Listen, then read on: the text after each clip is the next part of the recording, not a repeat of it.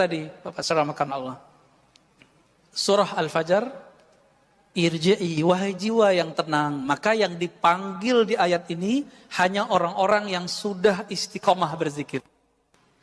Sayyiduna Ibnu Abbas radhiyallahu taala anhuma mengatakan ayat ini adalah tiket orang ketika sakaratul maut. Tiket orang sakaratul maut. Jadi kalau ada orang meninggal nih, lalu turun ayat ini kepadanya, surga. Siapa mereka yang dipanggil ini?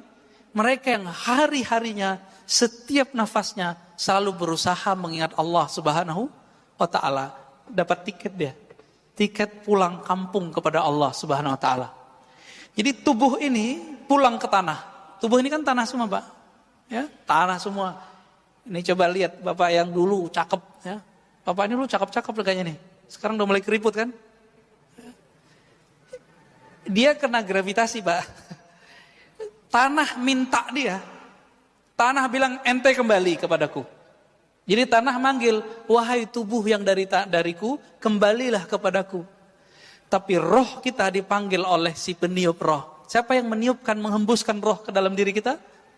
Allah. Maka Allah akan panggil, wahai roh yang aku hembuskan, kembalilah kepadaku.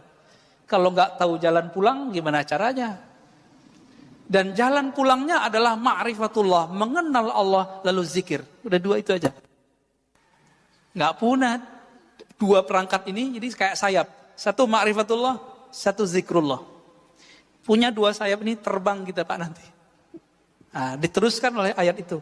Kembalilah kepada Allah dengan dua makom. Radiyah, mardiyah. Nah, ini secara makom dari sisi Allah. Tapi dari sisi kita dibalik. Mardiyah dulu baru radiyah. Nah, tapi beberapa ulama kita tidak mempermasalahkan itu. Radiyah diartikan jiwamu ridha. Mardiyah jiwamu diridhoi. Saya kalau sudah ridho sama seseorang, dia mau buat salah aja nggak apa-apa kan? Ya kan? Kita kalau udah sayang sama anak kita lempar kita pakai ini Pak. Mau kita balas ngelempar dia? Enggak kan? Ah, inilah makomnya Ahlul Badar. Ahlul Badar ya, yang 313 itu apa kata Allah? Ya, lewat lisan Nabi. I'malu ma syi'tum. Udah kamu buat apa yang kamu mau, Allah pasti ampuni. Maksudnya apa ini? Apakah ayat ini nyuruh mereka maksiat? Enggak. Karena nur di kolbunya sudah jadi ridha, radiyah, mardiyah. Maka Ahlul Badar ini yang bisa mengalahkan orang-orang kafir ribuan, mereka cuma 313 orang, itu Allah kasih kebebasan. Karena mereka sudah selesai dengan nafsiyahnya. Yang bikin kita durhaka kan nafsiyah ini Pak, jiwa. Jiwa ini bikin kita durhaka, hawa nafsu. Hawa nafsunya udah tunduk dengan ruhnya. Maka kata Allah, sekarang kamu buat apa yang kamu suka. Kalaupun mereka terjebak maksiat, pasti kembali. Siapa contoh sahabatnya? Nuaiman. Pada dengar? Nuaiman itu, dia perannya dua. Ya. Pemabuk, tapi suka bikin lucu. Yang bisa bikin gigi Nabi kebuka dengan senyum dan tertawa, cuma Nuaiman. Tapi orang ini, Nabi wafat, dia suka mabuk Pak. Di zaman Umar, sahabat-sahabat yang lain bilang, ya Umar, kok ente nggak bunuh aja nih orang gitu. Ya, di satu riwayat dikatakan, hei Umar, kenapa kamu nggak mengutuk orang ini? Apa jawab Umar? La, fa innallaha yuhibbuhu. Ya. Di riwayat lain, fa innahu yuhibbullaha wa rasulah. Fa innahu yuhibbullaha wa rasulah. Dia ini cinta Allah dan Rasulnya. Ya. Atau Allah dan Rasul cinta dia gitu. Inilah doanya Abul Hasan Syadzili, guru dari gurunya Imam Notailah pengarang Hikam. Di sini ada kajian kitab Al-Hikam Pak? Belum ya? Pengarang kitab Al-Hikam punya guru namanya Al-Mursi. Al-Mursi punya guru namanya Abul Hasan Syadzili. Apa kata beliau? Ya Allah, jika aku salah, jadikan salahku salah orang yang engkau cintai. Aku sudah engkau cintai, lalu aku terjebak salah. Kira-kira gimana? Dimaafin gak? Dimaafin. Nah, itu maksudnya. Ya. Ini makom radiyah mardiyah. Radiyah, mardiyah. Dia ridha kepada Allah. Lalu bagaimana caranya supaya kita jadi ridha? Caranya tadi yang kita sebutkan Pak. Kenallah Allah, lalu zikrullah. Allah bagaimana yang kita harus kenal? Untuk ridha kepada Allah, maka harus kenal dengan dua sifat Allah. Kudrah, iradah.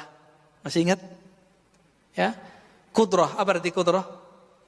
Kekuasaan. Iradah, kehendak. Nah, coba lihat Pak. Allah itu berkuasa melakukan apa saja dan berkeinginan sesukanya. Bahkan Allah itu beriradah, berkehendak buat orang mukmin, buat orang kafir. Jadi kafir mukmin itu kehendak Allah, tapi Allah belum tentu ridho kepada orang yang kafir. Saya mau tanya nih, adakah di dunia sesuatu terjadi tanpa izin Allah?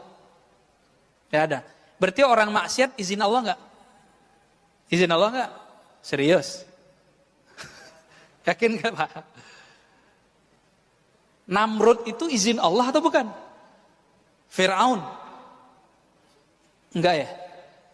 Kalau bukan izin Allah, izin siapa dong? Ya? Emang ada Allah selain Allah? Ada Tuhan selain Allah? Enggak kan? Karena tiada Tuhan yang mencipta, yang berkehendak kecuali kehendak Allah. Maka ahlu sunnah wal jamaah mengatakan tidak semua yang Allah kehendaki itu diridhoinya. Itu sebabnya doanya ahli zikir waridhaka matlubi. Ya Allah yang kami cari ridhamu. Kalau di doa yang sering kita baca, Allahumma inna nas'al ridhaka wal jannah. Kami meminta ridhamu dan surga. Enak juga ya, minta ridha sama surga. Dalam hal ini Bapak Saudara makan Allah, kalau kita sudah ngelihat nih keadaan begini, maka di banyak tempat saya nanya, COVID ini kehendak Allah atau bukan? Kehendak Allah atau bukan? Atau kehendak Dajjal? Kehendak Allah. Udah ridho belum kita sama kehendak Allah? Gitu Pak. Banyak sekarang teman kita, mungkin keluarga Bapak Ibu di PHK. Ada yang usahanya stop. Ada yang bangkrut, ada yang gak bisa bangkit. Ridho gak? Itu masalahnya. Ya. Selama ini hidup enak, sukses, bisa nabung. Masa cuma dengan setahun ini, terus kemudian mengatakan Allah tidak adil? Ya, berarti pikiran dia gak adil. Ya. Ini contoh nih Pak, ada orang buat baik sama kita, atau kita buat baik. Saya buat baik ke Bapak deh, 20 tahun. Tahun ke-21, saya gak bisa buat baik. Kemampuan saya berkurang. Bapak mau bilang apa? Bilang terima kasih atau bilang kamu benar-benar jahat, kamu pelit, gitu nggak? Yang mana Pak? Terima kasih udah bantu selama ini, gitu kan seharusnya? Nah, dari awal kita lahir sampai sekarang lebih banyak enak atau enggak? Lebih banyak enak. Syukur nggak? Syukur. Sekarang dikasih COVID, ridho nggak? Ridho. Mudah Pak dilafazkan. Ini makrifatnya begitu, ngasih makrifatnya begitu. Tinggal nanti dizikirkan. Apa zikir supaya dapat ridho, menjadi hamba yang ridho? Ternyata zikir-zikir yang kita sudah hafal dari kecil, itu makomnya tinggi kalau dimaknai. Tapi kalau nggak dimaknai ya sama kayak burung beo. Burung beo baca la ilaha illallah dapat pahala nggak? Handphone kita baca Quran 1 juz masuk surga nggak Pak? Enggak ya? Diputar tuh di YouTube, la ilaha illallah 70.000 kali. Muter Pak dia, 70.000 kali. Apakah dengan begitu YouTube masuk surga? Kan enggak. Terus apa yang membedakan bacaan kita dengan handphone, dengan burung beo? Hanya satu. Burung beo membaca meniru. Sedangkan manusia, apakah dia baca meniru atau baca dengan ma'rifat? Dengan memahami dengan baik. Apa yang sering dibaca? Raditu billahi rabba wa bil islami dina wa bi Muhammadin nabiyya. Sudah hafalkan itu? Itu ada di Sahih Bukhari Pak, sama Sunan Abu Daud. Aku ridha Allah sebagai Rabbku. Amalan dari kecil, ternyata itu supaya kita sampai ke makom yang tinggi, dibaca ini pagi 3 kali, dibaca sore 3 kali, dimaknai. Ya Allah, apapun kehendakmu hari ini, aku ridha. Coba dimaknai Pak. Raditu billahi robba. Coba baca sama-sama. Saya langsung ijazahkan ini. Ya. Raditu billahi robba. Ya Allah, apapun kehendakmu hari ini, aku ridho. Udah itu ditanamkan. Islam dinku, agamaku, Nabi Muhammad nabiku. Ini boleh disebut syahadat jiwa. Jadi jiwa kita syahadatnya itu Pak. Kalau asyhadu alla ilaha illallah itu syahadat lisan. Allah itu syahadat kolbu. Makanya ahli kolbu itu zikirnya apa? Allah. Di kolbunya. Bukan pakai lisan itu. Jadi kalau Bapak ngelihat ada orang zikir Allah dengan kolbu, itu syahadatnya kolbu. Kenapa? Ala bidzikrillah tatmainnul qulub. Hanya dengan zikrillah. Coba terjemahkan secara harfiah. Zikri menyebut Allah, menyebut nama Allah. Perintahnya jelas. Surat At-Taghabun, surat Al-Muzammil ya. Wazkurisma rabbik. Sebutlah nama Rabbmu. Siapa nama Rabb kita? Siapa Pak nama Tuhan kita? Allah. Nah, udah diamalin belum zikir ini? Ini zikir diturunkan perintahnya surat kedua setelah Iqra. Ini kan ulama ahli tafsir berbeda pendapat. Surat kedua itu Al-Muddathir atau Al-Muzammil. Menurut saya berdasarkan penelitian kita lebih kuat Al-Muzammil. Ya, walaupun nanti ada riwayat lain yang menyebutkan Al-Muddathir. Di ayat ke-8 Allah berfirman di Al-Muzammil, ya, wazkurisma rabbik. Sebutlah nama Rabbmu. Siapa nama Rabbmu tadi? Allah. Nah, maka ini ada talqinnya Pak. Memindahkan nama Allah dari lisan masuk ke kolbu. Itu tekniknya disebut dengan teknik talqin. Apa arti talqin? Bimbingan zikir dari lisan masuk ke dalam kolbu. Kenapa ini penting? Suatu kali Nabi bersabda, Innallaha harrama 'alan nar. Ya. Sesungguhnya neraka Allah haramkan terhadap orang-orang yang membaca la ilaha illallah min qalbihi aw nafsihi, dari dalam kolbunya atau jiwanya. Gitu. Maka kalau kita nggak dapat zikir kolbu ini, saya khawatir Bapak meninggal. Ya begitu-gitu aja ntar. Ya.